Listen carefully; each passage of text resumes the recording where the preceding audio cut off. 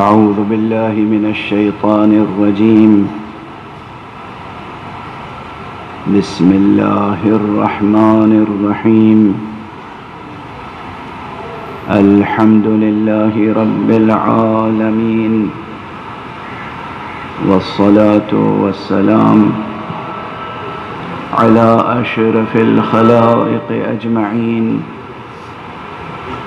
سيدنا وسيد الأولين والآخرين، حبيبنا وحبيب إله العالمين، إمام المرسلين وخاتم النبيين، أبي القاسم المصطفى محمد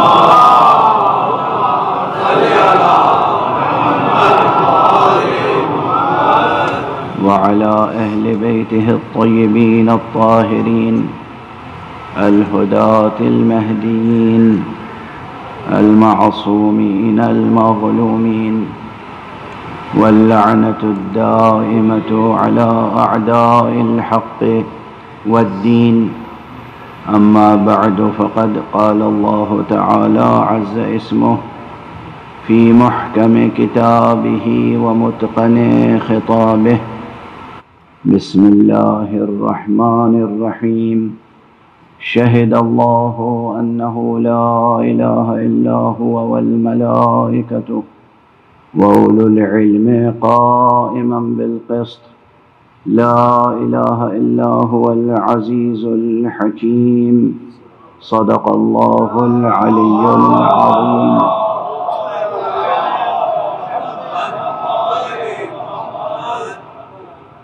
ایک اور بلند تر صلوات.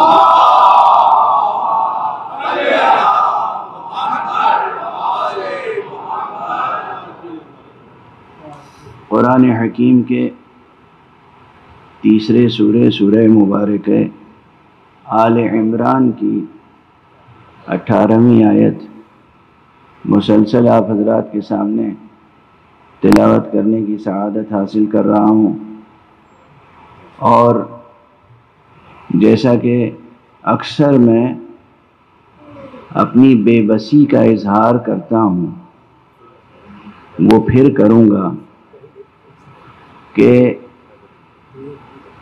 یوں تو میرا ذوق ایسا ہے کہ ادبی متون، ادبی ٹیکسٹ، یعنی نثر ہو یا نظم، وہ سامنے رکھ کر کوشش کرتا ہوں کہ الفاظ کے چھتوں سے معنی کا شہد نکالنے میں کامیاب.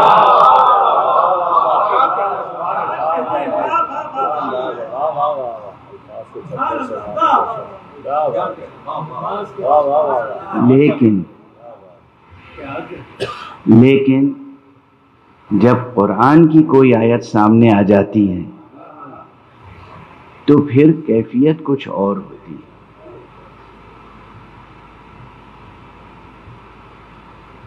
خدا کی قسم، لوگ ترجمے کرتے ہیں اور ضرورت بھی ہے تعلیمی لحاظ سے ترجمہ کرنے کی، لیکن قرآن مجید کے الفاظ میں، اس کے تراکیب میں، اس کی عبارتوں میں جو مواج سمندر معانی کے ہوتے ہیں،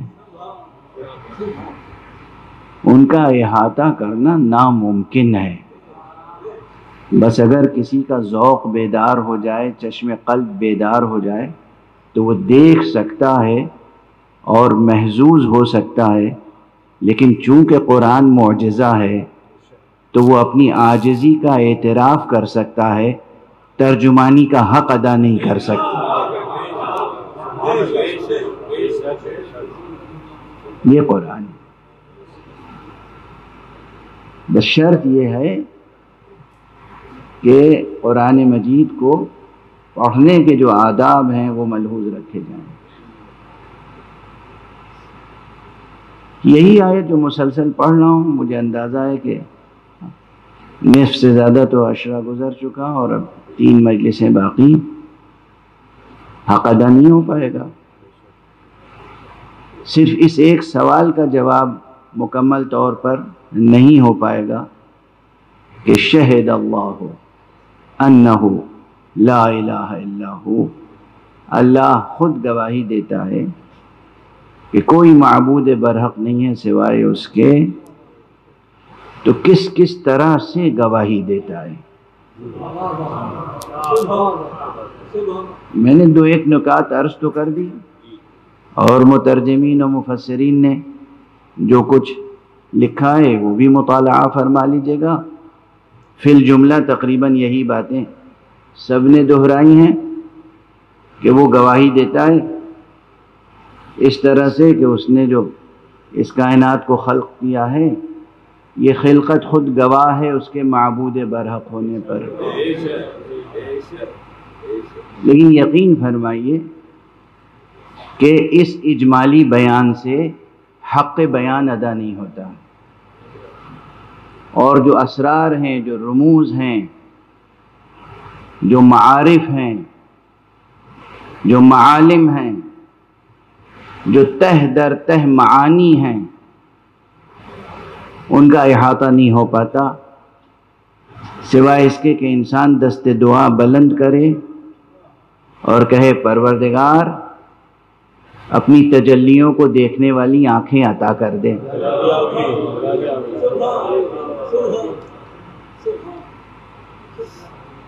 شہد اللہ انہ لا الہ الا ہو، اللہ خود گواہ ہے اور وہ خود گواہی دیتا ہے، اس نے خود گواہی دی ہے کہ کوئی معبود برحق نہیں ہے سوائے اس کے، الا ہو، والملائکۃ، اور اس کے ملائکہ گواہی دیتے ہیں۔ اب یہ یہاں پر بحث ہے، میں صرف عنوان ذکر کر کے آگے بڑھ رہا ہوں کہ اپنے نام کے بعد فوراً ملائکہ کا تذکرہ کیوں آ گیا؟ کیا واقعاً ذات حق سبحانہ و تعالیٰ کے بعد اہم ترین مخلوق ملائکہ ہی ہیں؟ اور پھر یہ ملائکہ کی حقیقت کیا ہے؟ یہ ایک مفصل بحث ہے، میں عنوان قائم کر رہا ہوں اسے۔ یہ مفصل بحث ہے کہ ملائکہ کی حقیقت کیا ہے، ملائکہ کی قسمیں کتنی ہیں، اور کیا یہ کہ ذات حق کے بعد بلا فصل تذکرہ ملائکہ کا کیا جو گیا ہے تو وہ کس لیے کیا گیا ہے؟ اور اس کے بعد پھر ذکر آتا ہے وَأُولُو الْعِلْمِ قَائِمًا بِالْقِسْطِ، اور وہ صاحبان علم، وہ مالکان علم، وہ سروران کشور علم، وہ بھی گواہی دیتے ہیں، اور جتنے بھی گواہی دینے والے ہیں یہ سب گواہی دیتے ہیں قسط پر قائم رہتے ہوئے۔ اب یہ خود لفظ قسط جو ہے یہ بہت تفصیل طلب ہے کہ قسط سے مراد کیا ہے۔ عموماً ترجمہ کر دیا جاتا ہے قسط کا عدل، میں بھی گزشتہ چند روز سے یہی ترجمہ کر رہا ہوں کہ عدالت پر قائم رہتے ہوئے، عدل پر قائم رہتے ہوئے۔ عدل اور قسط میں کوئی ایک حرف بھی تو مشترک نہیں ہے، عین دال لام عدل، قاف سین طا قسط، بالکل روٹ ورڈ مختلف ہے، تو پھر قسط کا ترجمہ عدل کیسے ہو سکتا ہے؟ کیا یہ واقعاً مترادف ہے، مرادف ہے، یا کچھ تفاوت ہے دونوں میں؟ بہرحال ایک نقطہ ذکر کرتے ہوئے آگے بڑھ جاؤں۔ عدل تقریباً ان مفاہیم میں سے ہے جو فطری مفاہیم ہیں، بدیہی مفاہیم ہیں، ہر ذہن میں عدل کا ایک مفہوم موجود ہے۔ دیکھیے کچھ مفاہیم ایسے ہیں، کچھ کانسیپٹس ایسے ہیں کہ جس میں تخصیص نہیں ہے کسی گروہ کی، ہر انسان کے ذہن میں وہ مفہوم پایا جاتا ہے، کوئی پڑھا لکھا ہو یا پڑھا لکھا نہ ہو،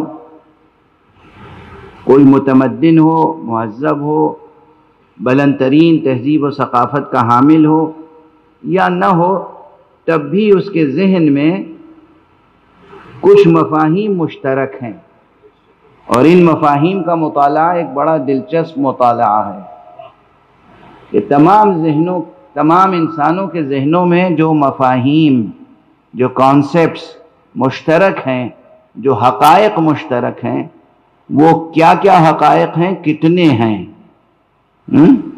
بہت دلچسپ، یہ ایک مفصل مطالعے کا عنوان ہے۔ میں مثال دے دوں، مثلا ایک پہلی مثال تو یہ کہ عدل وہ تصور ہے جو ہر انسان کے ذہن میں موجود ہے، چاہے وہ خود عدل کرتا ہو یا نہ کرتا ہو۔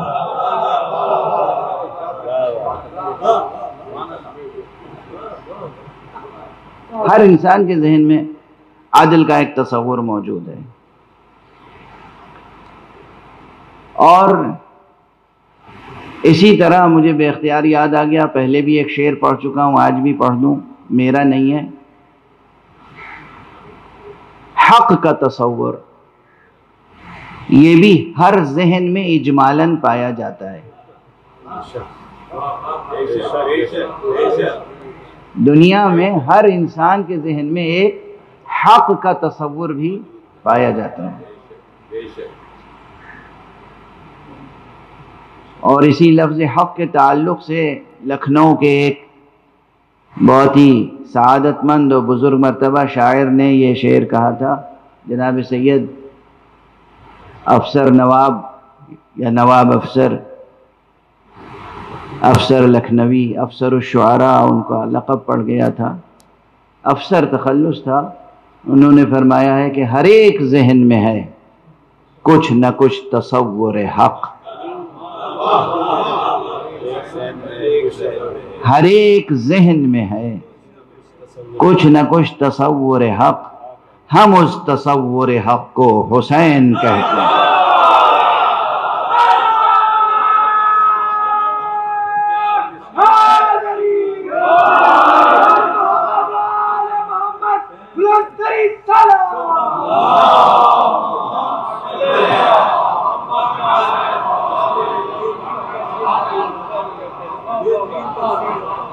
ہر ایک ذہن میں ہے کچھ نہ کچھ تصور حق، ہم اس تصور حق کو حسین کہتے ہیں۔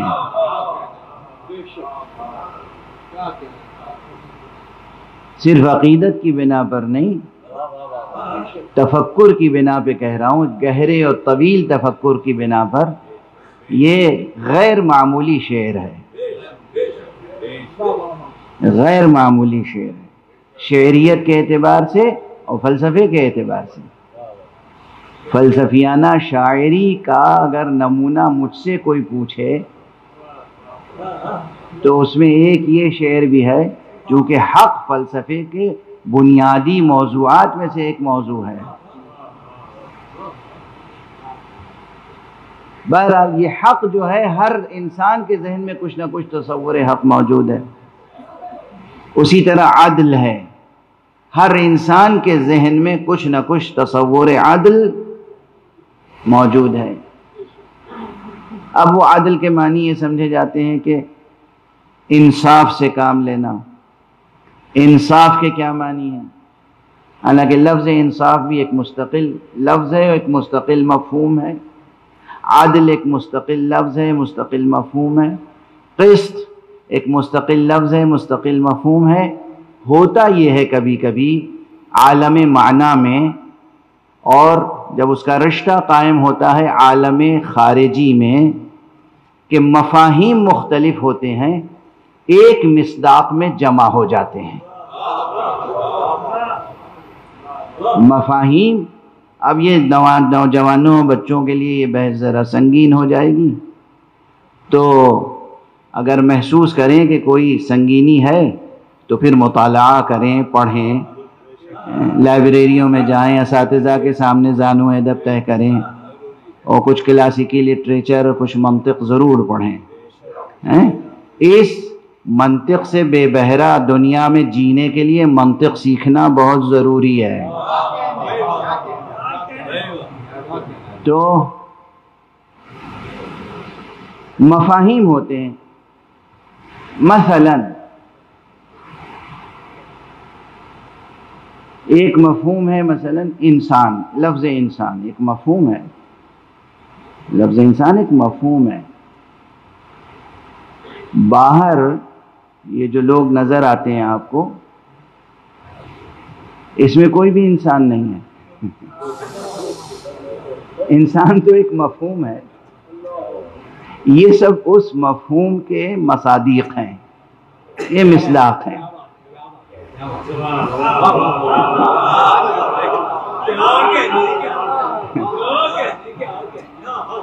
اب وہ کون سچا مصداق ہے، کون کتنا مصداق ہے، کون کیسا مصداق ہے، یہ الگ ایک بحث ہے۔ آدمی ایک لفظ ہے، اس کا ایک مفہوم ہے۔ بشر ایک لفظ ہے، اس کا ایک مفہوم ہے۔ بشر الگ، بے شین رے بالکل الگ ایک لفظ ہے، اس کا الگ مفہوم ہے۔ انسان الف نون سین الف نون، اس میں نہ بے آیا نہ شین آیا نہ رے آیا، وہ الگ لفظ ہے، الگ مفہوم ہے۔ انسان الگ لفظ ہے، الگ مفہوم ہے۔ آدم الگ لفظ ہے، بالکل الگ مفہوم ہے۔ آدمی الگ لفظ ہے، الگ مفہوم ہے۔ مگر آپ کسی ایک شخص کو دیکھ کر کہتے ہیں ہاں یہ انسان بھی ہے، یہ آدمی بھی ہے، یہ بشر بھی ہے، معلوم ہوا مفاہیم الگ الگ تھے مگر ایک شخص پر آ کر منطبق ہو گئے۔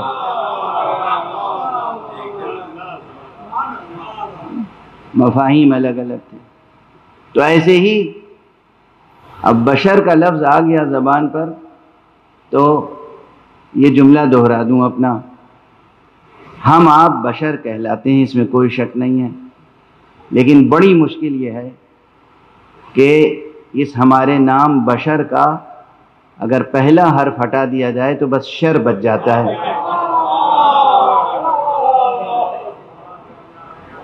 اس لیے میں کہا کرتا ہوں کہ اے انسان، اگر اپنی آبرو بچانی ہو تو بے کو فراموش نہ کرنا۔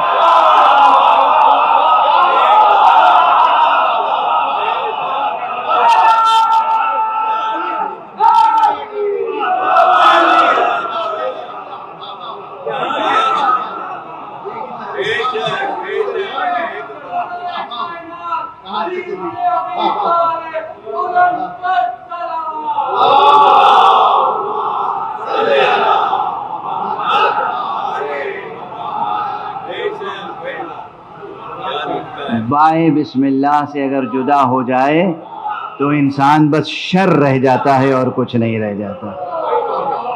ایک ہم آہنگ طور پر بلندر صلوات پڑھ دیں۔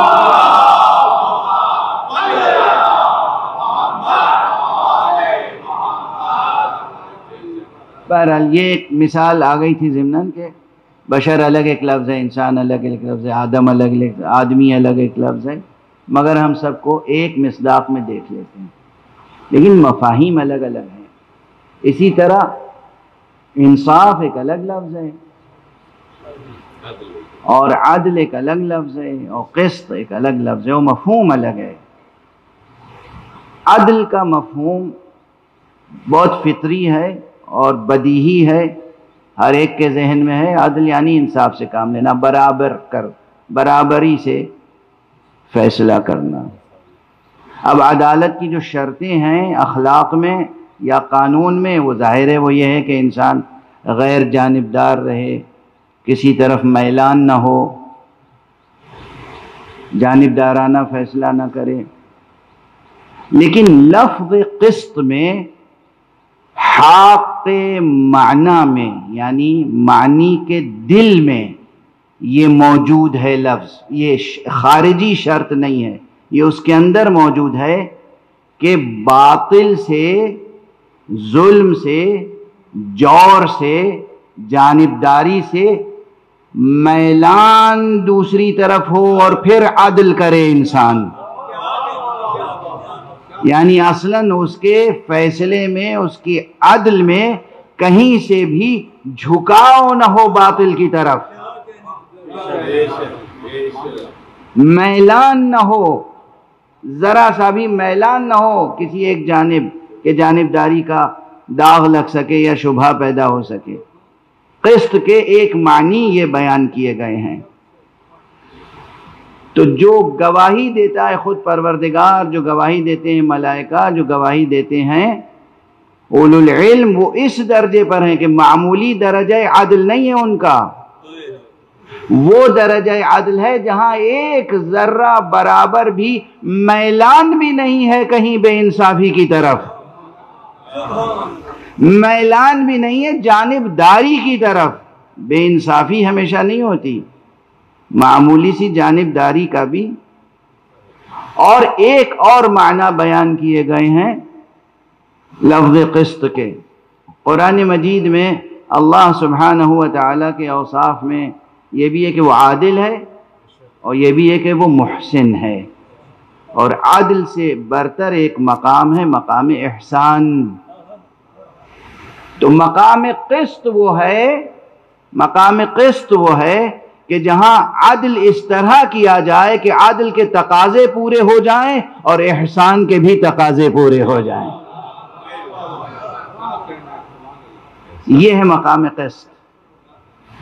اور اس فقیر کا اندازہ یہ ہے کہ اس مقام پر قسط کے یہی معنی مراد ہیں کہ عادل کے تقاضے بھی پورے ہو جائیں اور احسان کے بھی تقاضے پورے ہو جائیں۔ احسان وہ احسان نہیں اردو والا جو آپ کے ذہنوں میں ہے، وہ احسان جو قرآن مجید میں ہے، وہ احسان جو حق سبحانہ و تعالیٰ کا ایک وصف ہے، اور وہ احسان جس وصف کو اختیار کرنے کے لیے حق سبحانہ و تعالیٰ نے تاکید فرمائی ہے کہ تم احسان سے کام لو۔ اللہ امر فرماتا ہے کہ تم عدل سے کام لو اور احسان سے کام لو۔ تو قسط وہ مقام ہے، ایک کلمہ ہے قسط، لیکن اس کے اندر مفہوم کیا ہے کہ عادل کے بھی تقاضے پورے ہو جائیں اور احسان کے تقاضے بھی پورے ہو جائیں۔ ہم عام انسانوں کو دیکھتے ہیں کہ ممکن نہیں ہوتا کہ کوئی انسان عادل کے تقاضے پورے کر سکے، چہ جائے کہ وہ عادل کے بھی تقاضے پورے کرے اور احسان کے بھی تقاضے پورے کرے۔ اسی لیے بہت تفصیلی بحث اور جستجو اور تفکر اور تعمق کے بعد یہ عرض کر رہا ہوں کہ یہاں پر جو اولو العلم قائما بالقسط ہے، اس میں کوئی غیر معصوم مراد ہو ہی نہیں سکتا۔ جو بھی اس مقام پر ہوگا وہ معصوم ہی ہو سکتا ہے، غیر معصوم نہیں ہو سکتا۔ اور یہ بھی غور فرمائیں، اب یہ تمثیل سمجھ لیں یا تقریب ذہن کے لیے، یعنی ذہن کو قریب کرنے کے لیے ایک مضمون سے۔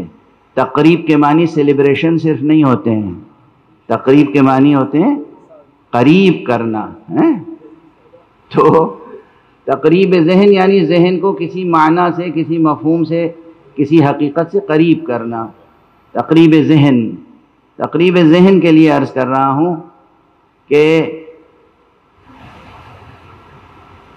شخصیتیں، بلند شخصیتیں یا عام بات کہہ دوں، جو جیسا ہوتا ہے اپنے ساتھ کم سے کم ایسے کو کھڑا کرتا ہے جس سے کچھ مناسبت ہو۔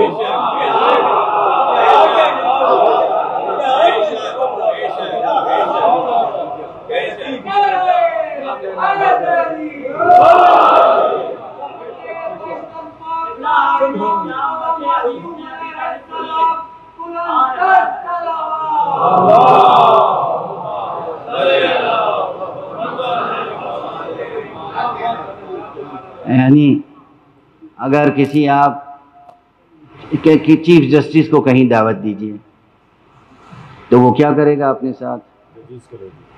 دوسرے ججز صاحبان کو، جسٹس صاحبان کو لے جائے گا۔ اگر وہ بہت انکساری اور وزاداری اور خاکساری اور تواضع سے کام لے گا تو ہو سکتا ہے وہ اپنے پرانے دوستوں کو یاد رکھے کہ بھئی میں سپریم کورٹ کا جج بن گیا تو کیا ہوا، لیکن وہ فلاں شخص جو ہے وہ میرا دوست تھا، میرا ساتھی تھا، میرے شب و روز میں شریک کار رہا کرتا تھا، اب وہ سپریم کورٹ میں نہیں ہے، ہائی کورٹ میں ہے، تو کیا ہے اسے بھی ساتھ لے چلیں۔ لیکن جو حضرات کرسی پر آتے ہی انسانیت کے جامے سے باہر ہو جاتے ہیں، وہ ان پرانے دوستوں کو بھی بھول جاتے ہیں.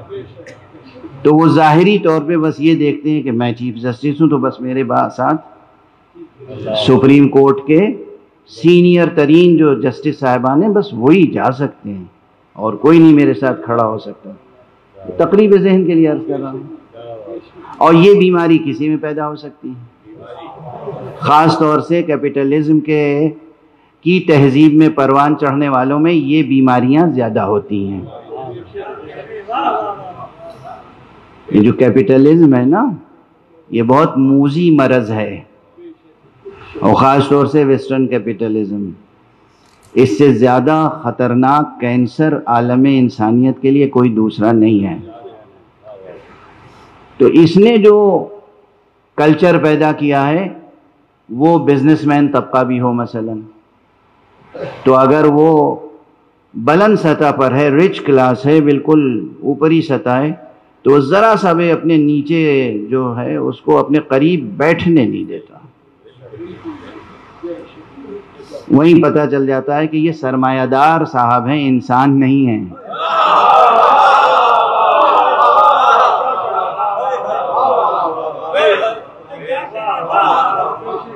یہ سرمایہ دار ہیں، یہ انسان نہیں ہیں. ان کی اخلاقیات ہی الگ ہوتی ہے، ان کی اخلاقیات ہی الگ ہوتی ہے. انسان بننا بہت بڑا مرتبہ ہے.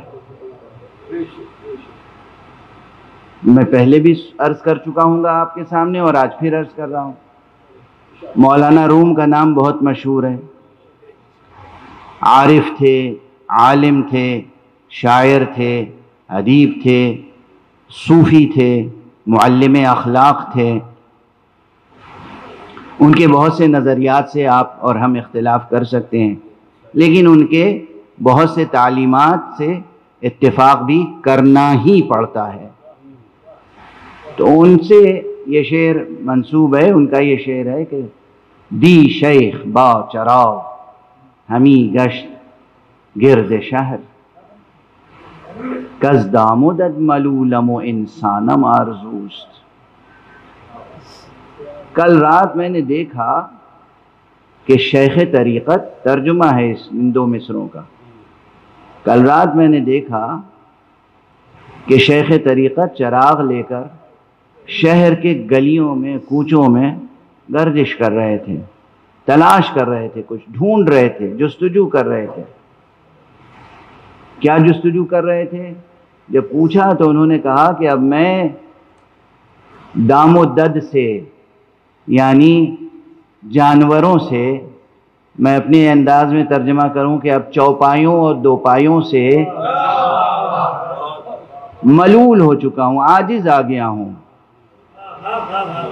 انسانم آرزوست، میں اس شہر میں انسان ڈھونڈ رہا ہوں. انسان میری آرزو ہے، انسان کی جستجو کر رہا ہوں. تو یہ حقیقت ہے. عزیزان گرامی، احساس کمتری میں مبتلا نہ ہو جائیے گا، لیکن اگر احساس برتری کسی قسم کا ہے تو وہ ضرور دور کر دیجیے گا، اور ریاضت کریں ہم سب مل کر کہ اس منزلت پر آ جائیں کہ انسان کہلائیں. اور وہ تبھی ممکن ہوگا جب اپنے شر کو مٹائیں اور بائے بسم اللہ سے وابستہ ہو جائیں. بہرحال بات یہ ہو رہی تھی کہ عموماً یہ ہوتا ہے کہ جو جیسا ہوتا ہے اپنے ساتھ ویسا ہی رکھتا ہے. یہ ممکن نہیں ہے کہ بالکل ادنا اور بالکل اعلیٰ یکجا ہو جائیں، یہ مشکل ہوتا ہے. اور پھر گواہی دینے میں اور بھی مسائل ہیں. جس حقیقت کی گواہی دی جا رہی ہے، کم سے کم اس حقیقت کو جاننے والے تو سب ہوں. اور فرما رہے ہیں آپ، ممکن ہے ایک بہت بڑا سرمایہ دار انسان ہے، ایک غریب انسان ہے. کسی مقدمے میں دونوں کو بلا لیا گیا کہ بھئی سڑک پر ہوا تھا حادثہ، ایک معمولی فقیر بھی وہاں بیٹھا تھا اور ایک امیر کبیر بھی وہاں سے گزر رہا تھا. عدالت نے دونوں کو طلب کر لیا. کیوں طلب کیا؟ کہ امیر کبیر اور اس فقیر میں کوئی مناسبت ہے؟ کوئی مناسبت بظاہر نہیں ہے، لیکن مناسبت یہ ہے، تقاضا یہ ہے کہ اس حادثے سے دونوں واقف ہیں، اس حادثے سے واقف ہیں اس لیے بلایا گیا، اس واقعے اس حادثے کے گواہ ہیں دونوں اس لیے بلایا گیا۔ اب گواہی اگر معبود برحق کی وحدانیت کی دینی ہے تو خدا تو خود گواہ ہے اپنی ذات پر کہ وہ معبود برحق ہے اور ایک ہے، لیکن اس کی یکتائی، اس کی وحدانیت اور معبودیت کی گواہی، اس حقیقت کو جو نہ جانے گا وہ کیسے گواہی کے مقام پر آ سکتا ہے؟ اب جو بھی آئے، چاہے وہ ملائکہ ہوں یا اولو العلم، وہ اس رتبے کے ہوں گے کہ حقیقت وحدانیت سے واقف ہوں گے۔ اگر حقیقت وحدانیت سے حضوری علم نہ رکھتے ہوں گے تو گواہی میں کیسے کھڑے ہو سکتے ہیں؟ اب آپ اندازہ فرما رہے ہیں کہ جب میں تلاوت کرتا ہوں تو مشکل ہو جاتی ہے، ترجمے دیکھتا ہوں مشکل ہو جاتی ہے، تفسیریں دیکھتا ہوں مشکل ہو جاتی ہے، حقادہ نہیں ہوا، یہ بات کیا کہی گئی؟ شہد اللہ انہ لا الہ الا ہوا، اللہ نے گواہی دی کہ وہ ایک ہے، اور اس کے بعد والملائکہ، تو یہ کون ہے؟ وَأُولُو الْعِلْمِ، یہ کون ہے جو اس عظمت کے ساتھ گواہی دے رہے ہیں؟ خدا خود اپنی وحدانیت کی گواہی میں جنہیں پیش کرے، اور اگر ان میں سے کوئی ایسی ذات ہو کہ کسی دربار سے اس کی گواہی قبول نہ کی جائے،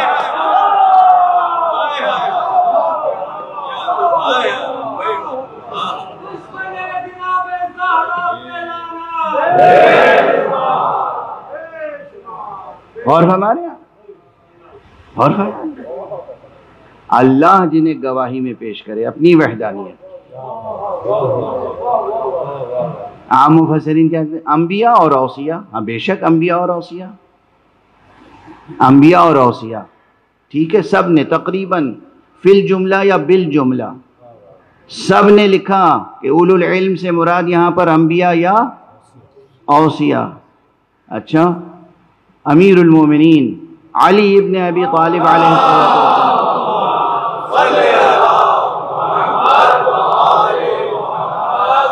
کے لیے کوئی اس سیاسی عنوان کا قائل ہو یا نہ ہو جس کو لفظ خلیفہ سے تعبیر کیا جاتا ہے، آپ خلیفہ مانے یا نہ مانے، پہلا مانے یا دوسرا مانے یا تیسرا مانے یا چوتھا مانے، الگ بحث ہے۔ اس سے کوئی انکار نہیں کر سکتا کہ علی وصی نبی تھے، اس سے کوئی انکار نہیں کر سکتا کہ وہ وصی نبی تھے۔ تو اگر انبیاء اور اوصیاء کا عنوان قائم ہوگا تو اس میں سے علی علیہ السلام کو نکالا نہیں جا سکتا، اور جب علی انبیاء اور اوصیاء کے دائرے میں داخل ہیں اور وہ اس رتبے پر ہیں کہ اللہ ان کو اپنی وحدانیت اور معبودیت کی گواہی میں پیش کرے، تو پھر اس سے چھوٹے چھوٹے معاملات دنیا میں جتنے بھی ہوں گے، کہیں بھی علی گواہی دے دیں تو وہ گواہی معتبر ہونی چاہیے۔ ایک صلوات پڑھ دیجئے محمد۔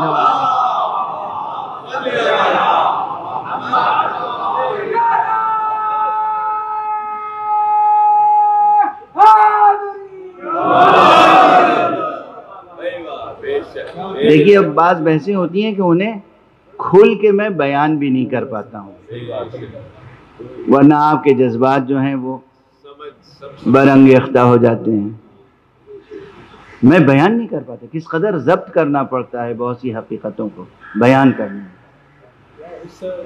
اور اب ذرا ایک قدم آگے بڑھایا جائے۔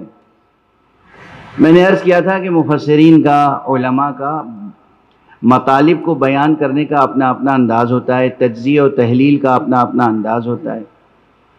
تو ایک مفسر نے یہ لکھا ہے کہ یہ تو ایک گواہی ہے اللہ کی اپنی وحدانیت پر، لیکن اس کے علاوہ اور بھی بہت سے معاملات میں اللہ نے گواہی دی ہے، اور وہ گواہی انہوں نے شمار کر کے بتایا اپنے نقطہ نظر سے، مجھے اس سے اتفاق ہو یا نہیں، میں نقل کر رہا ہوں صرف ریفرنس کہ 7 چیزوں پر اللہ نے گواہی دی ہے۔ اس میں سے پہلی چیز یہ ہے کہ اپنی وحدانیت پہ گواہی دی، دوسری چیز قرآن مجید کی حقانیت پہ گواہی دی کہ یہ قرآن حق ہے، اور طرح طرح سے گواہی دی ہے، اور تیسری چیز جس پہ گواہی دی ہے وہ نبوت مصطفیٰ صلی اللہ علیہ وسلم۔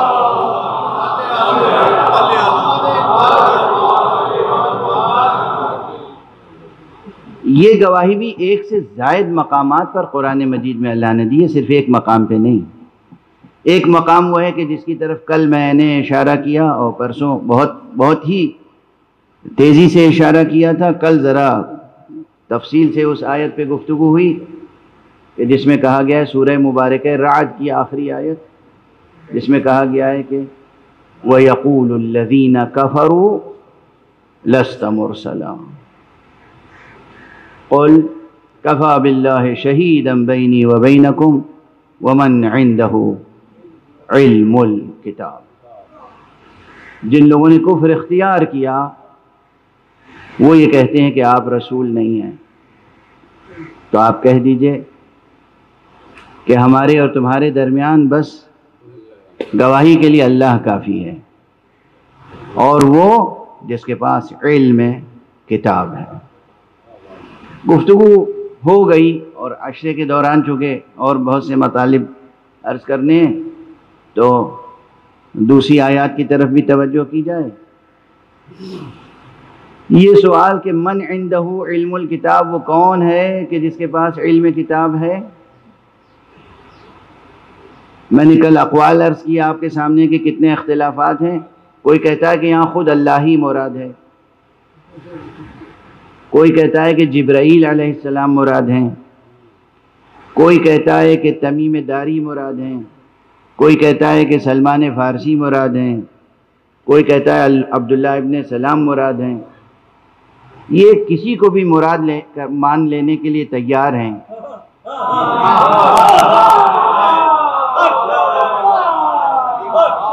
مگر علی انہیں قبول نہیں ہے۔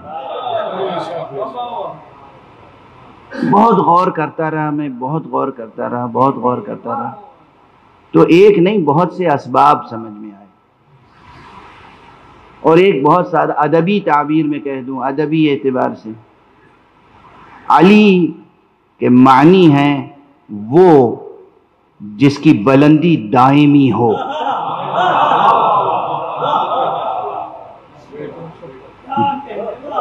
وہ جس کی بلندی دائمی ہو، یعنی بلندی اس سے جدا نہ ہو۔ شاید یہی سبب تھا کہ یہ دنیائے دنی کبھی حضرت علی علیہ السلام کے لیے مرغوب نہ ہو سکی۔ علی بلند تھے، دنیا پست۔ اس بلندی پستی کا رشتہ تو ہو ہی نہیں سکتا۔ دنیا ہے پست، دنیا ہے دنی پست، اور علی ہے علی بلند، تو ان دونوں کا رشتہ تو ہو نہیں سکتا۔ اور پھر جب یہ حقیقت واضح ہو جائے تو جو نظر آئے کہ وہ علی کو قبول کرتا ہے، علی سے خوش ہوتا ہے، علی کی ولایت قبول کرتا ہے، علی کا عشق اس کے دل میں ہے، علی سے انس ہے، الفت ہے، عقیدت ہے، مودت ہے، جو جس رتبے پہ ہے، جس کے اندر جتنا علی سے قرب پائیے گا اتنا ہی وہ بلند محسوس ہوگا،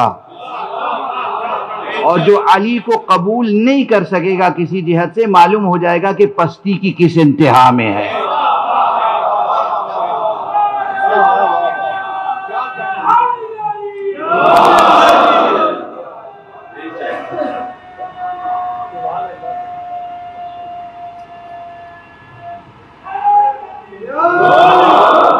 ایک اور بلند تر صلوات۔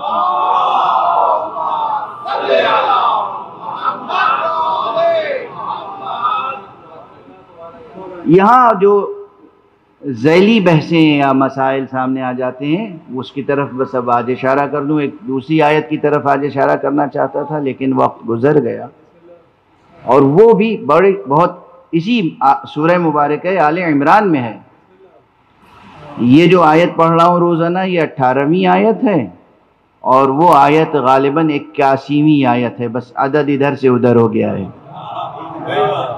غالباً۔ اگر میرا حافظہ صحیح کام کر رہا ہے تو وہ 81ویں آیت ہے غالباً، اور وہ یہ ہے کہ وَإِذْ أَخَذَ اللَّهُ مِيثَاقَ النَّبِيِّينَ لَمَا آتَيْتُكُم مِّن كِتَابٍ وَحِكْمَةٍ ثُمَّ جَاءَكُمْ رَسُولٌ مُصَدِّقٌ لِّمَا مَعَكُمْ لَتُؤْمِنُنَّ بِهِ وَلَتَنصُرُنَّهُ قَالَ أَقْرَرْتُمْ وَأَخَذْتُمْ عَلَى ذَلِكَ مِنْ إِصْرِي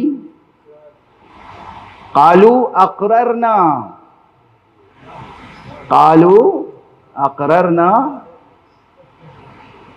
قال فاشهدوا وانا معكم من الشاہدین۔ یہ آیت بھی وہ ہے کہ جو بے پناہ و بے کراں آیت ہے، اور اس میں تو تہ در تہ اتنے مباحث ہیں۔ وَإِذْ أَخَذَ اللَّهُ مِيثَاقَ النَّبِيِّينَ، اور اس وقت کو یاد رکھو جب اللہ نے نبیوں سے میثاق لیا تھا، اور نبیوں سے دوہرا بلکہ تہرا میثاق لیا گیا ہے۔ ایک تو ہم سب تمام مخلوقات کا جب میثاق لیا گیا تو اس میں بھی وہ شامل تھے۔ وَإِذْ أَخَذَ، وہ جو آیت سورہ مبارکہ اعراف میں ہے، من بنی آدم من ظہورہم و الی آخرہ، کہ جب اللہ نے تمام بنی آدم سے میثاق لیا، وہ ایک مقام، اور دوسرا مقام یہ نبیوں سے خاص میثاق لیا گیا۔ ایک عام میثاق، اس میں بھی انبیاء شامل، ایک خاص میثاق، اس میں بھی انبیاء شامل۔ یہ خاص میثاق، ایک اس سے بھی بڑھ کر دوسری آیت موجود ہے، تیسری، جس کی طرف انشاءاللہ ممکن ہوا تو کل اشارہ کروں گا۔ وَإِذْ أَخَذَ اللَّهُ مِيثَاقَ النَّبِيِّينَ، اور یاد رکھو اس وقت کو جب اللہ نے نبیوں سے میثاق لیا، اور کیا میثاق لیا؟ لَمَا آتَيْتُكُم مِّن کتاب وحکمہ، میں جب تم کو کتاب اور حکمت دے دوں اور تمہیں نبوت پہ فائز کر دوں، اور پھر اس کے بعد ثُمَّ جَاءَكُمْ رَسُولٌ مُصَدِّقٌ لِمَا مَعَكُمْ، تمہارے پاس وہ رسول آئے کہ جو تمہارے پاس پہلے سے پیغام ہے اس کی تصدیق کرنے والا ہو، تو پھر تمہارے اوپر کیا فرض ہے؟ اللہ اکبر، لَتُؤْمِنُنَّ بِهِ وَلَتَنصُرُنَّهُ، پھر تمہارے اوپر فرض ہے، اور یہ تمام فقرے تاکید کے ساتھ آئے ہیں، پھر بالتاکید تم پر یہ فرض ہے میری طرف سے کہ اس پر ایمان لاؤ، اس پر ایمان لاؤ، یعنی اب تمہاری نبوت کی حیثیت اپنی جگہ برقرار، نبی ہوتے ہوئے اس کے امتی بن جاؤ۔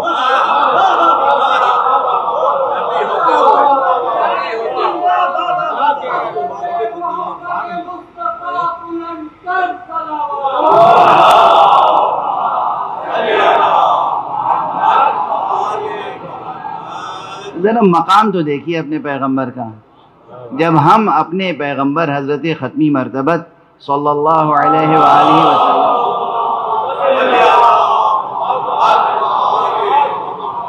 کے فضائل بیان کرتے ہیں، وہ بھی قرآن مجید سے، تب بھی برداشت نہیں کرتے لوگ۔ میری سمجھ میں نہیں آتا، نہ علی برداشت ہوتے ہیں نہ نبی برداشت ہوتے ہیں، نہ جانے کس شجرہ ملعونہ کے پھل ہیں۔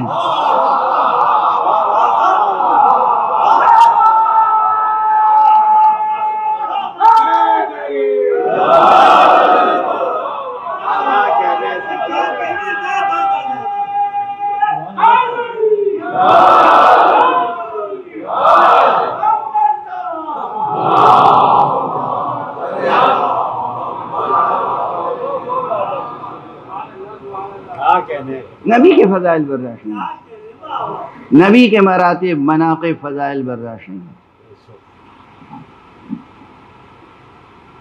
تمام انبیاء کو یہ حکم دیا گیا. اب دیکھیے میں کیوں بہت سنبھل کے گفتگو کر رہا ہوں تاکہ مفہوم منتقل کر سکوں کم سے کم. اس مقام پر اگر تفسیر کا حق ادا کیا جائے تو فلسفیانہ مسائل کتنے کھڑے ہوں گے. آپ کہیں گے یہ فلسفیانہ مسائل کہاں سے آ گئے؟ آدم علیہ السلام گزر گئے، نبی تھے، ان سے عہد لیا گیا. جناب ادریس، شیس ادریس، جناب نوح، جناب ابراہیم، جناب موسیٰ، جناب عیسیٰ، دیگر تمام انبیاء، ان کے اوصیاء سب گزر گئے. جب گزر گئے گویا کہ آپ کے نقطہ نظر سے اس دار تکلیف میں ہے نہیں اب وہ. جب اس دار تکلیف میں نہیں ہیں تو پھر لَتُؤْمِنُنَّ بِهِ، تم ان پر ایمان لاؤ. اس حکم کا اطلاق کیسے ہوگا اور اس حکم کا نفاذ کیسے ہوگا اور اس حکم پر عمل کیسے ہوگا؟ اور صرف ایمان لاؤ نہیں، وَلَتَنْصُرُنَّهُ، اور ان کی نصرت کرو، ان کی مدد کرو. یعنی صرف امتی نہ بنو، ان کی فوج میں سپاہی کے طور پر کام کرو. ایک تو کیا مقام ہے، کیا مقام ہے پیغمبر کا اس آیت کی روشنی میں. اور پھر آگے یہ کہ ممکن کیسے، اللہ نے ایسا حکم دیا کیسے؟ تو اب اگر حکیمانہ سطح پر، فلسفیانہ سطح پر حل نہ کر سکیں تو بس ایک جہت رہ جاتی ہے کہ دراصل مراد یہ ہے کہ ہر نبی سے یہ عہد لیا گیا کہ تم اپنی امت والوں کو آنے والے نبی کا عرفان عطا کر دینا، بتا دینا کہ میرے بعد فلاں نبی آئیں گے اور تم پر یہ فرض ہے کہ ان کی اطاعت کرو، ان پر ایمان لاؤ اور ان کی نصرت کرو. یہ درست ہے مفہوم، اپنی جگہ یہ بھی درست ہے، لیکن یہ خارجی دلائل سے ثابت ہوگا. یہاں پر جو الفاظ ہیں وہ براہ راست اللہ کا خطاب ہے نبیوں سے.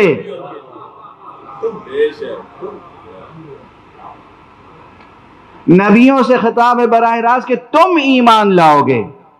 لَتُؤْمِنُنَّ بِهِ، بالتاکید، تاکید کے ساتھ کہا جا رہا ہے کہ تم ضرور بالضرور ایمان لاؤ گے ان پر. وَلَتَنْصُرُنَّهُ، اور تم نصرت کرو گے ان کی. اور پھر یہ بات یوں ہی نہیں کہی گئی، آگے کہا گیا کہ کیا تم نے اقرار کر لیا؟ صرف یہی نہیں کہ تم نے اقرار کر لیا، تم نے اس اقرار پر میرا عہد لے لیا.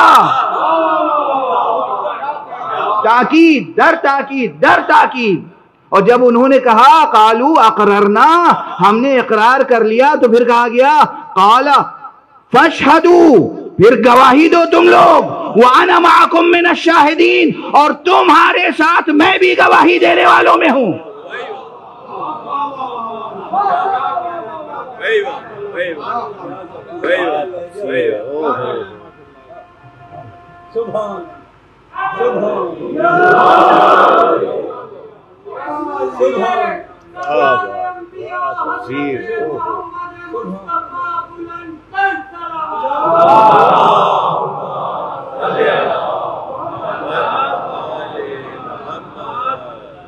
یہ ایسا مسئلہ نہیں ہے جسے سرسری طور پہ گزر جائے. پورا فلسفہ زمان و مکان تہو بالا ہوگا. ماننا پڑے گا کہ بس یہی ایک زمین ہے یا اور بھی زمینیں ہیں. ماننا پڑے گا یہی ایک حلقہ زماں ہے یا اور بھی زماں کے حلقے ہیں. ماننا پڑے گا کہ ان میں تداخل بھی ممکن ہے یا نہیں ممکن ہے. یعنی ممکن ہے کہ کوئی کہیں کسی اور حلقہ زماں میں ہو اور وہ اس حلقہ زماں میں آئے اور جائے. باذن خدا جب چاہے آئے اور جب چاہے جائے. یعنی ٹائم زون جیسے آپ نے یوں مقرر کر لیے ہیں، واقعی حلقے اور دائرے ہیں. ایک زمان کا حلقہ ہے، اس پہ دہر کا حلقہ ہے، اس پہ ضربت کا حلقہ ہے. اگر ایسا نہیں تسلیم کریں گے تو آیت حل نہیں ہوگی. اور اگر یہ تسلیم یوں نہ کر رہے ہوں تو پھر اس آیت کی روشنی میں ان روایات معراج کی طرف بھی غور کر لیجئے. کہ جب پیغمبر اکرم صلی اللہ علیہ وآلہ وسلم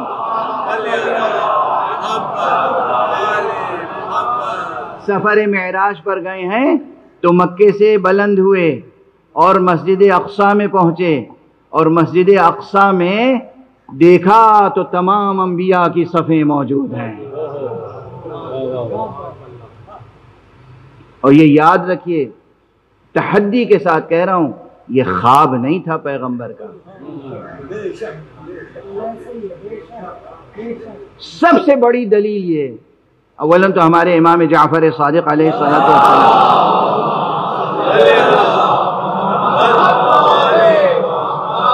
نے ارشاد فرمایا ہے کہ جو معراج جسمانی کا منکر نہ ہو، جو معراج جسمانی کا منکر ہو، مقر نہ ہو، اقرار نہ کرتا ہو، وہ کافر ہے۔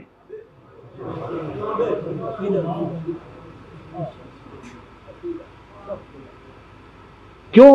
اب اس کی ظاہری توجیہ ہم یہ کر سکتے ہیں کہ وہ تکذیب قرآن لازم آتی ہے۔ سب سے بڑی دلیل کیا ہے؟ اللہ نے جس کو جب خواب دکھایا تو کہا کہ میں نے خواب دکھایا۔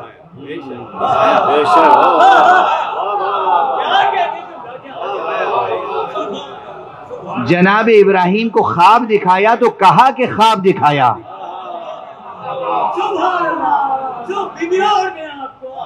پیغمبر کے لیے معراج کے باب میں یہ نہیں کہا کہ میں نے خواب دکھایا، کہا سبحان الذی اسری بعبدہ، کیا کہنا اس پروردگار کا جو اپنے بندے کو لے گیا۔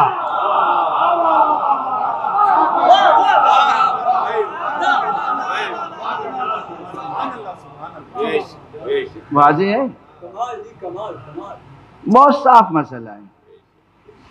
پروردگار نے جسے خواب دکھایا کہا کہ میں نے خواب دکھایا، خود پیغمبر کو جہاں خواب دکھایا کہا میں نے خواب دکھایا۔ لیکن یہاں خواب نہیں دکھایا اور فعل کا انتساب پیغمبر کی طرف نہیں کیا۔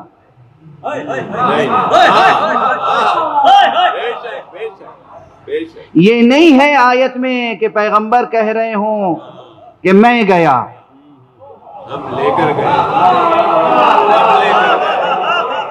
خدا کہہ رہا ہے میں لے گیا۔ کس کو جھٹلانے کی جرات کر رہے ہو؟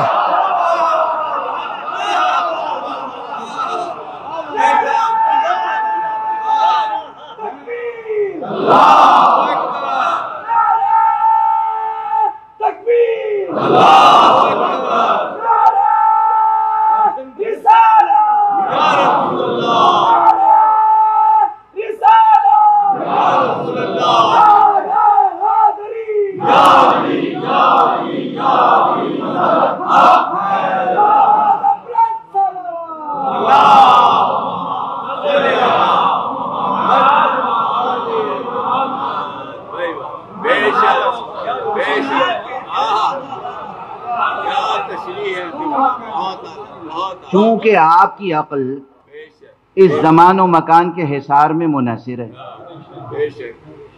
کانٹ پہلے ہی اقرار کر چکے ہیں کہ ماورائی حقیقتیں ہماری زمینی عقلوں کے احاطے سے باہر ہیں، اور کانٹ جیسے نہ جانے کتنے شروع سے آخر تک۔ تو اس زمان و مکان میں جو محدود و محصور عقل ہے، اور جو ہمارے بشری فلسفے نے، حکمت طبیعیات نے، ہماری فزیکل سائنس نے، ہماری فزکس نے جو کچھ بتایا ہے، اس کی روشنی میں اگر کوئی بات سمجھ میں نہیں آتی تو آپ انکار کر دیں گے؟ تو پھر ایمان کس کا نام ہے؟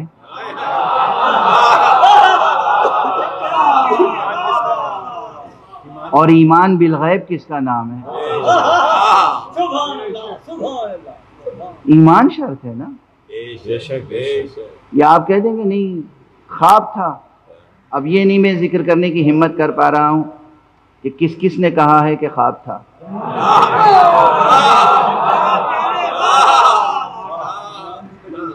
اس میں کچھ پردہ داروں کے نام بھی آتے ہیں،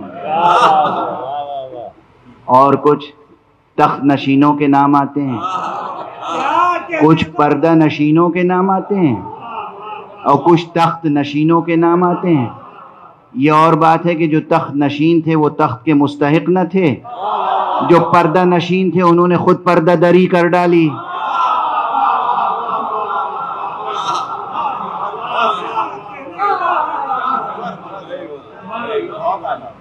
لیکن بہرحال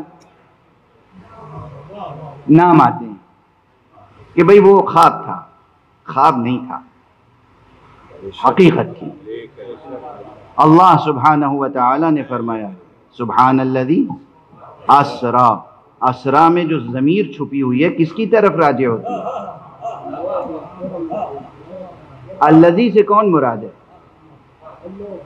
سبحان الذی، الذی کون ہے یہاں پر؟ اس کے بعد فعل ہے اسرا، اسرا میں ضمیر ہے، کس کی طرف راجع ہوتی ہے؟ اللہ کی طرف۔ اللہ کہہ رہا ہے کیا کہنا اس ذات کا جو ذات لے گئی،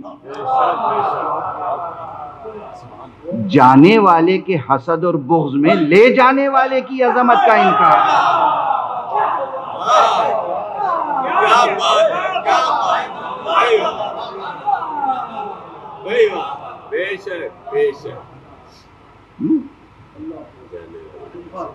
توجہ فرمائیں، کیا کیا مقامات آتے ہیں۔ بہرحال حضور معراج میں تشریف لے گئے،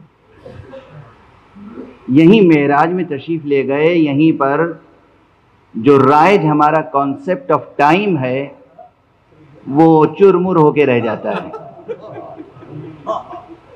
کیسے لے راتوں رات، پوری رات بھی نہیں، رات کے ایک مختصر سے حصے میں گئے بھی آئے بھی، بستر گرم رہا، زنجیر در ہلتی رہی، اور ادھر معلوم ہے اتنا طویل سفر طے کیا کہ پورے 5 وقت کی نمازیں پڑھی۔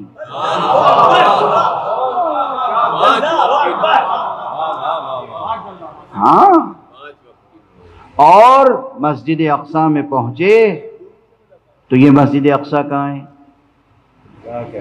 تمام انبیاء وہاں موجود تھے، آدم تا عیسیٰ علیہم السلام سب موجود۔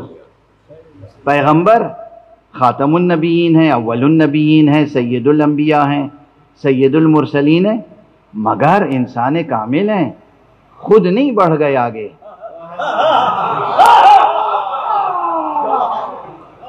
کہ میں امامت کروں گا۔ ایسے ہی مقامات پر پروٹوکول افسر کی ضرورت ہوتی ہے۔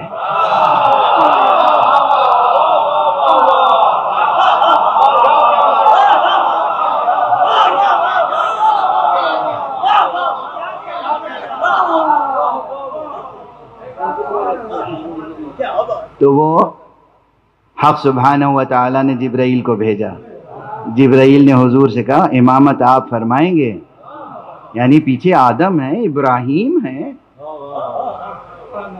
موسیٰ ہیں، عیسیٰ ہیں، سب ہیں، مگر امامت آپ فرمائیں گے۔ اور حضور نے امامت فرمائی، سارے نبیوں نے ان کے پیچھے امتی بن کے نماز پڑھی۔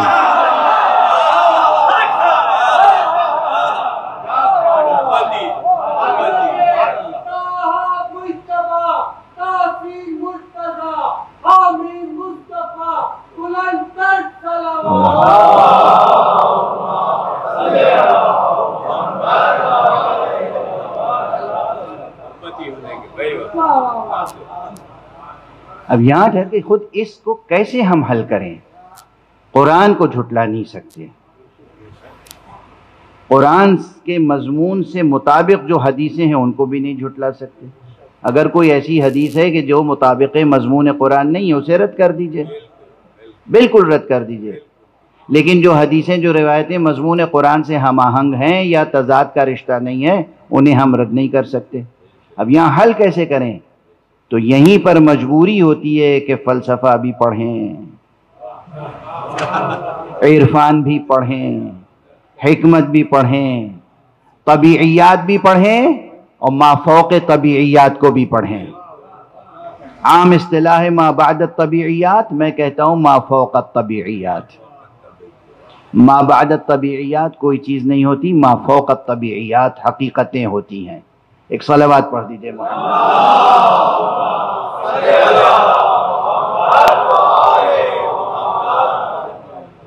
بیچ بیچ میں کچھ عرض کر دیتا ہوں۔ اب ما بعد الطبیعیات و ما فوق الطبیعیات یہ میں نے کہہ دیا نا، اب اس کی تشریح خود تھوڑی کروں گا، آپ جستجو کیجئے گا، سمجھ میں نہ آئے تو پھر دریافت فرما لیجئے گا، عرض کر دوں گا۔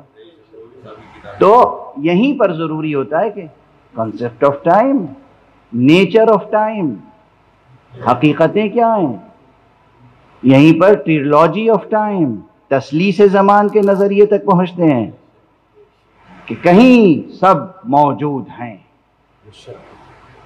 اور وہ جب چاہیں آ سکتے ہیں، جب چاہیں جا سکتے ہیں۔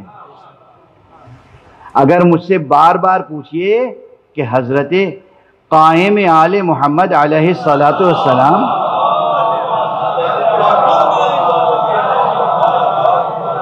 کہاں ہیں، کس پردہ غیب میں ہیں، کس جگہ ہیں، تو میں یہی عرض کروں گا کہ جہاں وہ تمام انبیاء ہیں وہاں یہ بھی موجود ہیں۔ پھر آئیں گے کیسے؟ ارے جیسے پیغمبر کے پیچھے نماز پڑھنے کے لیے سب نبی آ گئے، ایسے ہی یہ بھی ظہور فرمائیں گے جب اللہ چاہے گا، اور جب اللہ چاہے گا تو ظہور فرمائیں گے، اور پھر وہ منظر ہم اپنی آنکھوں سے دیکھیں گے کہ جیسے مسیح نے مصطفیٰ کے پیچھے نماز پڑھی تھی ویسے ہی عیسیٰ جان مصطفیٰ کے پیچھے نماز پڑھے۔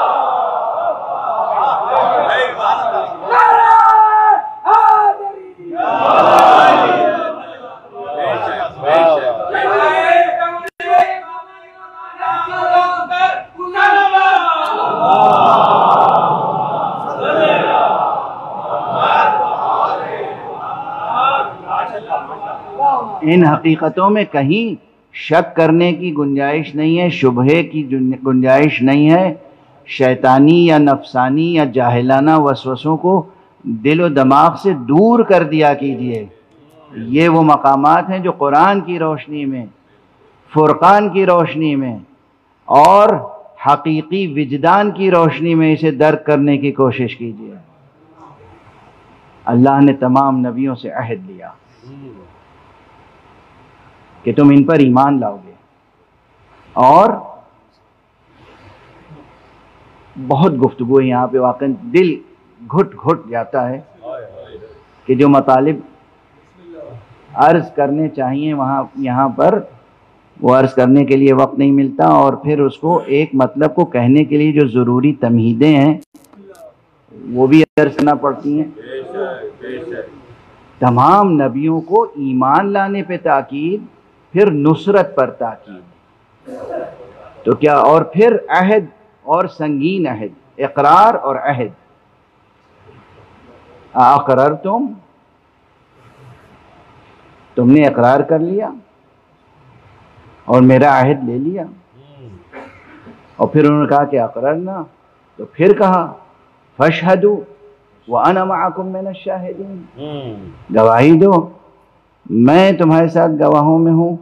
اب یہ کہہ دینا بالکل آخر میں کہ میں تمہارے ساتھ گواہوں میں ہوں، تو اب کوئی اولو العزم ہو یا اولو العزم نہ ہو، ویسے کوئی ترک اولا ہو جائے تو ہو جائے، مگر اس مسئلے میں نہیں ہو سکتا۔ بس اب سربستہ لفظوں میں اتنا ہی کہہ سکتا ہوں، اور اس کے بعد بھی جو آیت ہے وہ قیامت کی آیت ہے کہ فمن تولی بعد ذلک، جو اس کے بعد فاولئک هم الفاسقون، اللہ اکبر، جو اس کے بعد بھی روگردانی کرے وہ دین سے خارج ہو جانے والوں میں سے۔ ظاہر ہے نعوذ باللہ انبیاء پہ تو اس کا اطلاق ہو ہی نہیں سکتا، اس کا اطلاق یقیناً ان امتیوں پر ہے کہ جن کو پیغمبر کوئی پیغام دیں اور وہ پیغمبر کے پیغام کو نہ لیں۔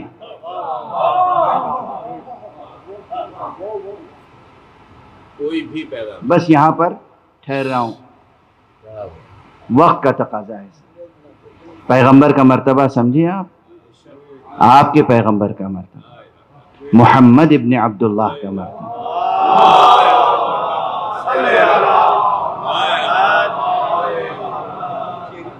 رسالت مآب کا مرتبہ، صاحب معراج کا مرتبہ، سمجھے آپ؟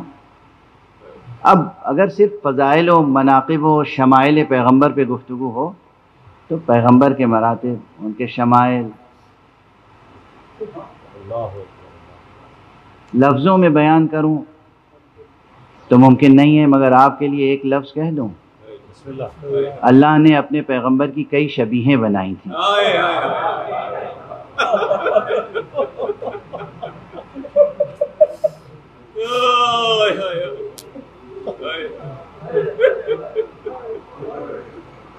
میری نظر سے ایک روایت گزری کہ ایک شخص مدینے میں آیا، یہودی تھا، پیغمبر کا وصال ہو چکا تھا، مسجد میں آیا اور اس نے پوچھا ایکم محمد، تم میں سے محمد کون ہے؟ اصحاب یہ جملہ سن کے رونے لگے۔ اس نے کہا کہ تمہارا دل دکھا دیا ہم نے، کیا بات ہے، ہم تو تمہارے پیغمبر سے ملنا چاہتے ہیں۔ انہوں نے کہا ہاں، تم نے ہمارے غم کو تازہ کر دیا، اس لیے کہ پیغمبر اب ہم میں سے نہیں ہیں، گزر چکے ہیں، ان کا وصال ہو گیا ہے۔ بہت متاثر ہوا، کہا کوئی ہے تمہارے درمیان جو تمہارے پیغمبر کی شبیہ ہو، تاکہ ہماری کتابوں میں، ہمارے صحیفوں میں جو پیغمبر کا تذکرہ ہے ہم اسے ملا لیں اور پھر ایمان لے آئیں۔ تو مجبور ہوئے لوگ کہ ان کو لے کے دروازہ علی ابن ابی طالب پر آ گئے۔ حضرت امیر المومنین نے امام حسن کو اور امام حسین دونوں کو سر سے پیر تک سجایا، سر پہ عمامہ رکھا، قبا پہنائی، ردا پہنائی، سامنے لا کے کھڑا کر دیا، کہا یہ دونوں شبیہ مصطفیٰ۔ اس نے سراپائے امام حسن کو دیکھا، سراپا امام حسین کو دیکھا، اور اس کے بعد مشرف باسلام ہوا، قبول کیا اس نے اسلام۔ میں نے تیزی سے، چونکہ وقت گزر چکا ہے، تیزی سے یہ روایت آپ کے سامنے عرض کر دی۔ اس کے بعد دوسری روایت میری نظر سے گزری، اور میرے استاد مکرم اور معظم، میرے برادر معظم کے استاد جناب آیت اللہ علامہ سید محمد مہدی الخطیب السویز نے اپنی کتاب میں اس کو لکھا ہے۔ کہا کہ اس کے بعد یہ واقعہ ہوا کہ جناب امیر علیہ السلام کی بھی شہادت ہو چکی تھی، امام حسن کی بھی شہادت ہو چکی تھی، اور صرف امام حسین مدینے میں تھے۔ اس زمانے میں بھی ایسے ہی ایک شخص آیا اور اس نے پوچھا کہ مسلمانوں کے پیغمبر ہیں موجود؟ کہا گیا نہیں، وہ وفات پا چکے۔ کہا پھر میں کیسے سمجھوں کہ پیغمبر جن کو تم مانتے ہو پیغمبر وہ حقیقی پیغمبر تھے؟ میں چاہتا ہوں کوئی ایسی تصویر ہو کہ جس سے میں ان اوصاف کو، ان شمائل کو ملا لوں، تطبیق کر لوں کہ جو میں ہماری کتابوں میں۔ لوگ اس کو لے کر خانہ حسین ابن علی پہ آ گئے۔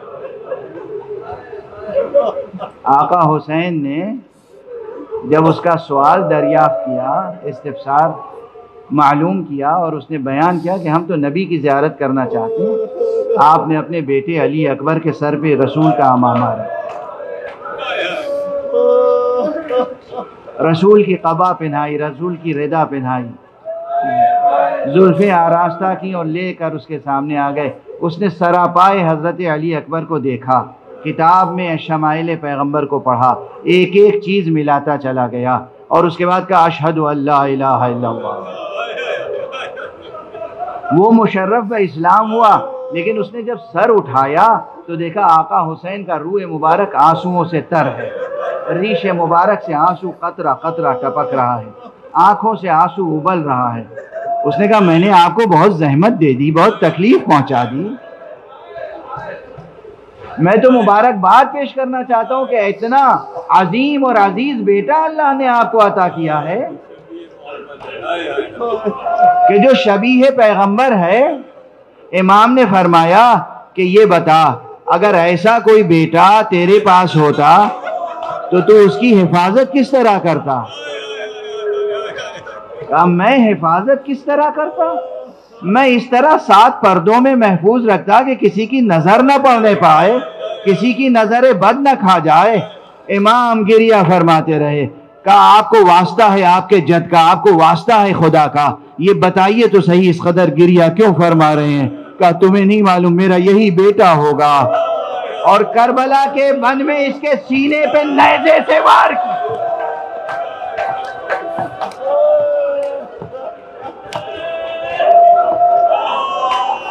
آپ تڑپ گئے، گریہ کر رہے ہیں۔ مجھ سے ایک جملہ سن لیجئے اور بس آخری جملہ ہے۔ ایک معتبر محقق نے یہ لکھا ہے کہ کربلا میں چند ایسے شہید تھے جن کو شہید کرنے کے بعد دشمنوں نے صرف سر قلم نہیں کیا، ان کے جسم مبارک کو ٹکڑے ٹکڑے کیا۔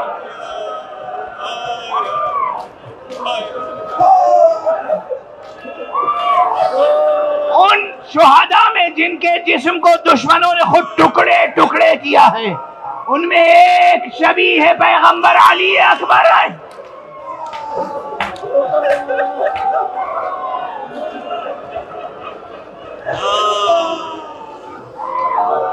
اجرکم علی اللہ، جزاکم اللہ خیر الجزاء۔ اب ہم لوگ مقام مصائب میں شبیہیں لے کر آ رہے ہیں۔ مقام مصائب میں کچھ جذبات نگاری کرتے ہیں نا شعراء بھی خطبہ بھی۔ میں صرف اتنا پوچھتا ہوں کہ 11 محرم کو جب سید سجاد، پوری تاریخ لکھی کہاں گئی؟ مورخین اہل بیت کے وفادار کب تھے جو جزیات لکھتے؟ جزیات لکھنے والے مورخین کون تھے، کہاں تھے جو ہم سے کہا جاتا ہے تم پڑھتے ہو، کہاں سے پڑھتے ہو؟ ہمارے گھر کا حادثہ ہے، ہمیں معلوم ہے کیا کیا ہوا، اور واقعے کی زبان بتاتی ہے کہ کیا کیا ہوا۔